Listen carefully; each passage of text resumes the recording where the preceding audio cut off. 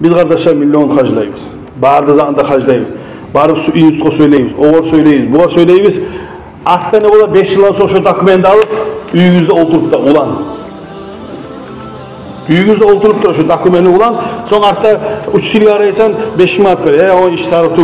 1 yıl araysan 11 bin manat verir. Sen az yıllar da bay çık. Yanamsa pomidor sal, ilitset, falan et, akçağızın ağzını hayret demiş. Niçe 5 yılın gitti seni.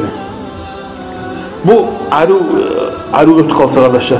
Bu saat parmakla göstermesek de bizim aramızda da var, sizde bilegenler de var kardeşler. Bir gene bir yaşayın.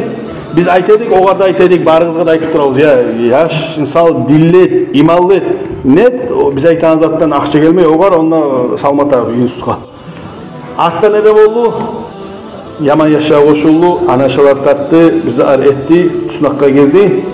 Girmegenler ulu borçça girdi, işinin kuvalanını olay etti, kaysın bilsin sana insan kardeşler.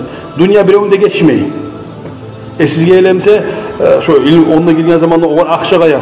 Hey kardeşler, rızkını vergen Allah, şunu inanmatar, yaşlar öptü. Biz inanmayız, dakansa Allah-u bizge rızkı verenge biz, polunu biz şurayı, şu kağıt ak, mına şu kağıt. Şuraya inanmayız biz kardeşler. Nu beregeni biliyoruz Allah-u Teala, nu dakansa inanmayız biz. Şunun için bil koyuyoruz, insan özünü, balasın hazır etmetaran. Vallahi billahi tallahi bu saat ne toşta olar. Buna bu saat sizin, buna sizin, bizim biri o kıynasın, bizden size etkense dabayal Tsunak'a dep seni sut etime başlasın. Vallahi billahi men ahtam etkeni, ahtam aytip etkeni, şu ahtangda salasın şunla. Ağangda salasın şunla, ininde salasın. O barkak şolay. İnsan ne baytanzat şolay. Ahiratta ne köme yok, ne biliyor yok. İnsan görmegen ajdahaning ulu malay gelip sen tutsa, ya seni atan seni salmayım, o tebep salır sen cehenneme kurtulmak için.